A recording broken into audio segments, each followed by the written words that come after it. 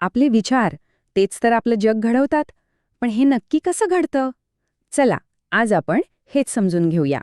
तुम्हाला माहितीये, मानसशास्त्र सांगतं की एका सामान्य माणसाच्या मनात दररोज जवळपास 6,000 विचार येतात. हो, अगदी बरोबर, 6,000. केवढा मोठा आकडा आहे नाही का? हे अगदी खरे. आपलं मन म्हणजे एका न थांबणाऱ्या रेडिओ स्टेशनसारखं आहे. सकाळी डोळे उघडल्यापासून ते रात्री झोपेपर्यंत विचारांची ही गाडी सुसाट धावतच असते. बरं, पण विचारांच्या या सततच्या प्रवाहात कधीकधी काहीतरी गडबड होते. म्हणजे आपले विचार थोडेसे भरकटतात किंवा असं म्हणूया की वास्तवापेक्षा वेगळे दिसू लागतात.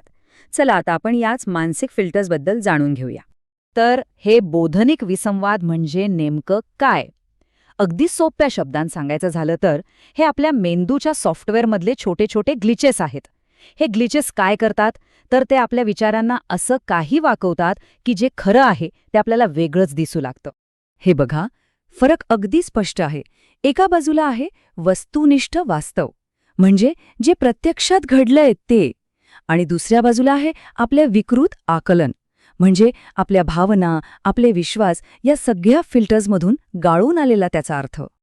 आणि हो, ही काही आजकालची नवीन कल्पना नाहीये.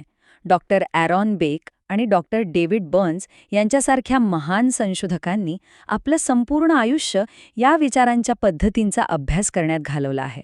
चला तर मग आता आपण काही सगळ्यात सामान्य आणि कदाचित आपल्याला ओळखीचे वाटतील अशा विचारांच्या सापळ्यांची एक छोटीशी सफर करूया.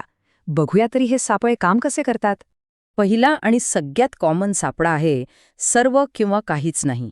यालाच ब्लॅक अँड व्हाईट थिंकिंग असंही म्हणतात. म्हणजे कसं, इथे मधला रस्ता नसतोच. एक तर सगळं काही एकदम भारी, नाहीतर सगळं एकदम वाईट. या विचारसरणीमध्ये एक छोटीशी चूकसुद्धा संपूर्ण अपयश मानले जाते. खाईन तर तुपाशी नाही तर उपाशी, अगदी तसाच प्रकारे हा. थोडंसं कमी जास्त झालं की सगळंच संपलं असं वाटू लागतं. पुढचा सापळा आहे मानसिक फिल्टर. ह्यात काय होतं माहितीये, आपण एखाद्या एकाच नेगेटिव्ह गोष्टीवर इतकं लक्ष देतो की बाकीच्या सगळ्या चांगल्या गोष्टी आपल्याला दिसेनाशाच होतात. जसं की नात्यातल्या कित्येक वर्षांच्या चांगल्या आठवणी विसरून फक्त एका नकारात्मक गोष्टीला धरून बसणं. हा मानसिक फिल्टर मग हळूहळू आपल्या आजूबाजूच्या प्रत्येक गोष्टीबद्दल आपल्याला निराशावादी बनवू शकतो. ओके, पुढचा सापळा आहे थेट निष्कर्ष काढणे. म्हणजे कोणताही पुरावा नाही, काही नाही, पण आपण लगेच एका नेगेटिव्ह निष्कर्षावर पोहोचतो. याला माइंड रीडिंग असेही म्हणतात. म्हणजे दुसऱ्यांच्या मनात काय चाललंय हे आपणच ठरवून टाकतो. आपण किती लवकर आणि किती चुकीचे अंदाज लावू शकतो, नाही का? आता येतोय एक खूप शक्तिशाली सापळा. तो म्हणजे भावनिक तर्क. यामध्ये होतं काय तर आपण आपल्या भावनांनाच खरं मानून बसतो. याचं ब्रीदवाक्य आहे, मला असं वाटतंय म्हणजे ते तसंच असणार. मत्सर वाटला म्हणजे जोडीदार नक्कीच धोका देतोय असं समजणं. आपल्या भावनांनाच वास्तव समजणं किती धोकादायक ठरू शकतं, नाही का? पाचवा सापळा आहे पाहिजे विधानं. म्हणजे आपण स्वतःसाठी आणि इतरांसाठी काही कडक नियम बनवतो की त्यांनी असंच वागायला पाहिजे किंवा मी तसंच करायला पाहिजे. आणि याचे परिणाम दुहेरी आहेत. जेव्हा आपण स्वतःच्या पाहिजेच्या नियमांचं पालन करू शकत नाही तेव्हा मनात अपराधीपणाची भावना येते, आणि जेव्हा दुसरे ते नियम पाळत नाहीत तेव्हा आपल्याला राग आणि निराशा येते. बरं, तर आपण हे सगळे सापळे पाहिले. पण आता प्रश्न हा आहे की यातून बाहेर कसं पडायचं?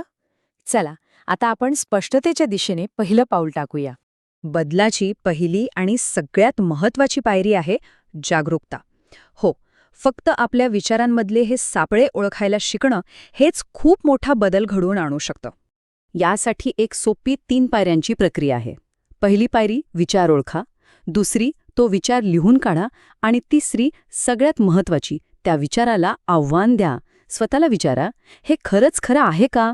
चला, आता शेवटच्या टप्प्याकडे वळूया. हे सगळं समजून घेणं आपल्या एकूण मानसिक आरोग्यासाठी इतकं महत्वाचं का आहे?